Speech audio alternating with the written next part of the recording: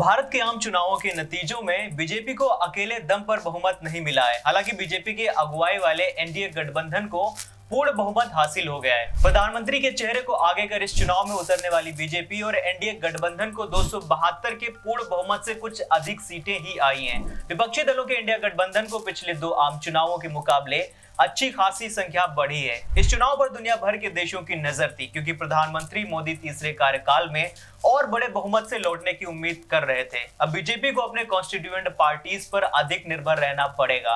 ऐसे में सवाल यह है कि प्रधानमंत्री नरेंद्र मोदी कितने निर्णायक तरीके से राष्ट्रीय और अंतर्राष्ट्रीय नीतियों का निर्धारण। नतीजों के संदर्भ में दुनिया के देश, खासकर पड़ोसी मुल्क और अमेरिका, इन नतीजों को किस नजरिए से देख रहे हैं, अंतर्राष्ट्रीय रिश्तों पर इनका क्या असर होने वाला है। चलिए आइए इसका डीप एनालिसिस करते हैं और जानते हैं एक्सपर्ट्स की राय। नमस्कार and welcome, you are watching rising Bharat. I am Aviraj. Bharat के आम चुनावों में प्रधानमंत्री नरेंद्र मोदी की बीजेपी को मिली बढ़त की खबर पर पाकिस्तान में कोई खास प्रतिक्रिया देखने को नहीं मिली है।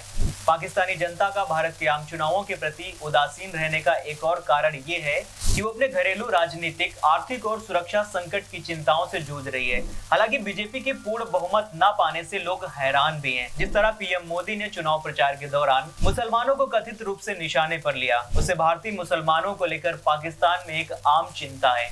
आम पाकिस्तानियों का मानना है कि बीजेपी का सत्ता में लौटना भारतीय मुसलमानों के लिए अच्छी खबर नहीं है। लोगों को पीएम मोदी के नेतृत्व में भारत पाकिस्तान के बीच रिश्ते सुधरने की उम्मीद नहीं है। इस्लामाबाद में इंस्टीट्यूट ऑफ स्ट्रेटेजिक स्टडीज में इंडिया सेंटर के डायरेक्टर डॉक्टर खुर्रम अब्बास का कहना है कि अगर बीजेपी सत्ता में तीसरी बार लौटती है तो पाकिस्तान को पहले से कहीं अधिक आक्रामक और आत्मविश्वासी भारत का सामना करना होगा।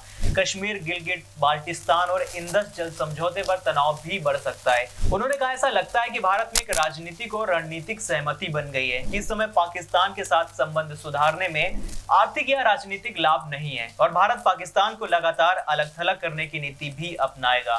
कई लोगों का यह भी मानना है कि अगर तीसरी बार नरेंद्र मोदी प्रधानमंत्री बनते हैं तो ये उनका आखिरी कार्यकाल होगा और वो एक विरासत छोड़कर जाना चाहेंगे। ये निर्भर करता है कि वो कैसी विरासत देना चाहेंगे, एक शांति दूत के तौर पर सकारात्मक विरासत या बांटो और राज करो वाली एक ऐसी नकारात्मक विरासत। चलिए फिलहाल ये सारी बातें तो हो गई पाकिस्तान को लेकर, लेकिन अब बारी है ये जानने की कि अमेरिका इस सब के बारे में क्या सोचता है। देखिए, भारत को लेकर अमेरिका की नीति बिल्कुल स्पष्ट है।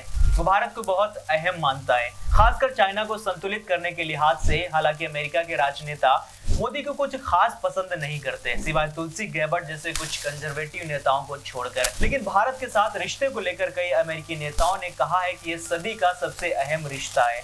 अगर भारत चाइना के खिलाफ पूरी तरह अमेरिका के साथ खड़ा हो जाता है तो पश्चिम और अमेरिका का जो वैश्विक दबदबा यानी कि ग्लोबल डोमिनेंस है वो पूरी 21वीं सदी तक चलेगा। लेकिन अगर वहीं पर भारत अमेरिका के खिलाफ हो जाता है और चाइना रशिया के साथ मिल जाता है तो वेस्टर्न डोमिनेंस इसी सदी में खत्म हो जाएगा। इसीलिए भारत अमेरिका के लिए बहुत इंपॉर्टेंट है। अब विदेशी मुल्कों को मोदी के साथ डील करने में काफी मुश्किल हो गई थी, क्योंकि भारत की विदेश नीति काफी आक्रामक हो गई थी। मसलन विदेशों में हत्याओं को लेकर उठा विवाद। अब वो पहले से अधिक खुश होंगे क्योंकि मोदी कमजोर हो जाएंगे। मोदी पिछली जुलाई में अमेरिका दौरे पर गए थे, वो उनकी अंतर्राष्ट्रीय प्रतिष्ठा का चरम था। लेकिन उसके बाद अमेरिका और कनाडा में खालिस्तानियों की हत्या के बाद भारत सरकार और मोदी सरकार के कद पर असर पड़ा है। पश्चिम में उनकी काफी आलोचना भी हो रही है। अमेरिका में जो भारतीय समुदाय है वो इन नतीजों से थोड़ा निराश तो है, लेकिन इस बात से खुश भी है कि इस बार भी मोदी जी ही प्रधानमंत्री बनेंगे। चलिए अब बात करते हैं यूएई की। वहां के बायलैटरल ट्रेड और कल्चरल रिलेशंस पर क्या इम्पैक्ट पड़ने वाला है। देखिए, यूएई और भारत के बीच का रिश्ता सालों साल पुराना और बहुत मजबूत है। सरकार कोई भी हो, दोनों के बीच व्यापार बना रहेगा। इस समय दोनों देशों के बीच द्विपक्षीय व्यापार का लक्ष्य $100 अरब और $75 अरब का फॉरेन डायरेक्ट इन्वेस्टमेंट का टारगेट है। दोनों लक्ष्यों को देखें तो यह हकीकत के बहुत नजदीक भी है।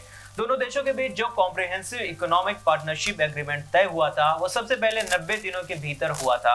उनका मानना था कि देशों के साथ रिश्ते में इसे मॉडल के रूप में लिया जाएगा। अगर ये एग्रीमेंट रहता है तो बहुत सारे क्षेत्रों पर काम का फोकस रहता है, मसलन हेल्थ केयर, टेक्नोलॉजी, इंफ्रास्ट्रक्चर और रिन्यूएबल एनर्जी। इसके अलावा दोनों देशों में आदान प्रदान भी बहुत ज्यादा है, चाहे वो स्किल और नॉलेज ट्रांसफर का मामला हो या फिर आर्टिफिशियल इंटेलिजेंस ही क्यों ना हो। इसीलिए कोई भी सरकार आए, दोनों देशों के बीच द्विपक्षीय व्यापार और संबंध वैसे ही रहेंगे, बल्कि और भी मजबूत होंगे। दोनों देशों के बीच जनता के स्तर पर आपसी रिश्ते काफी गहरे हैं।